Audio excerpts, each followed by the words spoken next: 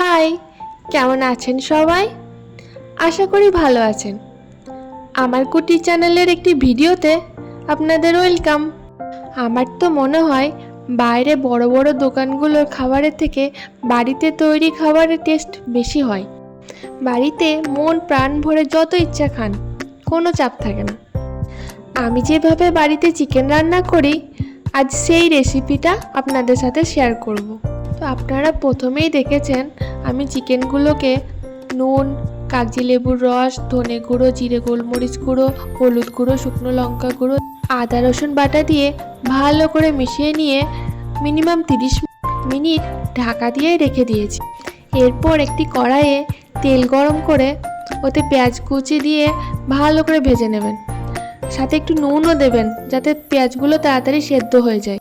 তারপর লঙ্কা কুচি, আদা রসুন বাটা দিয়ে দিতে হবে। যখন দেখবেন পেঁয়াজ আর আদা রসুন বাটার কাঁচা গন্ধটা চলে গেছে, তখন হলুদ গুঁড়ো, জিরে গুঁড়ো, গোলমরিচ গুঁড়ো, ধনে গুঁড়ো দিয়ে ভালো করে মিশিয়ে নেবেন।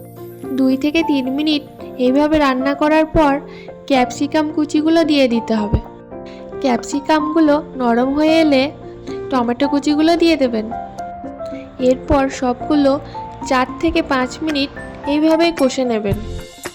যখন দেখবেন মশলাগুলো থেকে তেল ছেড়ে দিয়েছে, ঠিক তখন ম্যারিনেট করা মাংসগুলো দিয়ে দেবেন। মশলাগুলো মাংসের সাথে ভালো করে মিশিয়ে নিয়ে কিছুক্ষণ ঢাকনা দিয়ে রান্না করুন। দেখবেন মাংস থেকে নিজে থেকে জল বেরিয়ে আসছে। ও দাঁড়ান, আমি তো তেজপাতা আর এলাচ দিতে তো ভুলেই গেছি, ওটা দিয়ে দিলাম।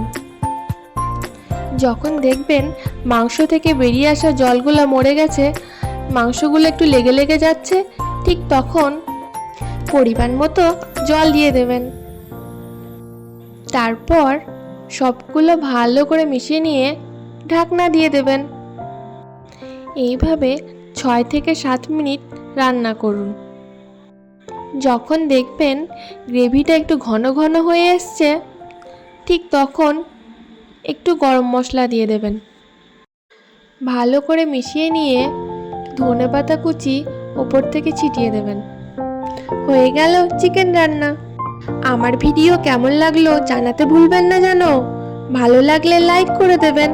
আর এইরকম নতুন ভিডিও দেখতে চাইলে অবশ্যই চ্যানেলটি সাবস্ক্রাইব করবেন। Thank you.